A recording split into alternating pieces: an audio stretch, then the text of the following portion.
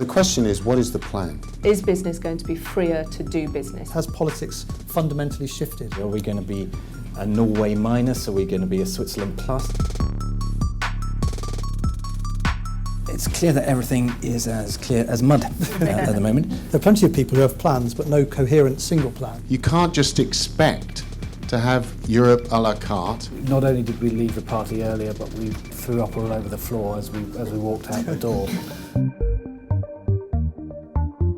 I think what will happen, though, is that a plan will become more obvious during the Tory leadership contest. Having had the pleasure to serve alongside Mr. Boris Johnson, who was then the Daily Telegraph correspondent in Brussels, believe me, he is nothing if not elastic. There are 400,000 members who still seem to be solidly behind Jeremy Corbyn. So you could get to that point and Jeremy Corbyn stays. And you think this is just Alice in Wonderland stuff. David Cameron has inadvertently destroyed our relationship with one union, and he might inadvertently do the same with Scotland as well. If you ask me to bet on it, I think an election in the first half of next year is more likely than less. Business can deal with pretty much anything, but it needs to know what it's dealing with. What big business is worried about is that nobody is actually listening.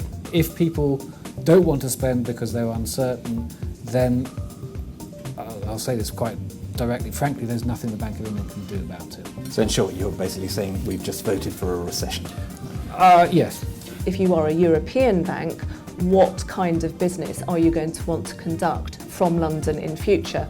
And the answer to that is not zero. I think financial services will continue to flourish, just in a very different way.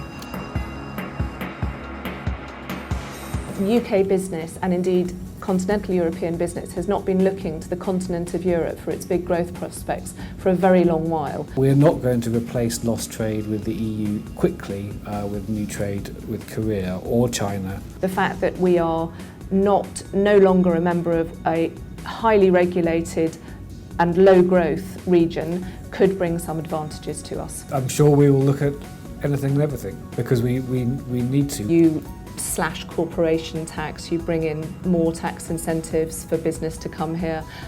In theory, you have flexibility to do that in a way which, of course, we haven't had. In every crisis, there's an opportunity, and that there is opportunity in this crisis as well.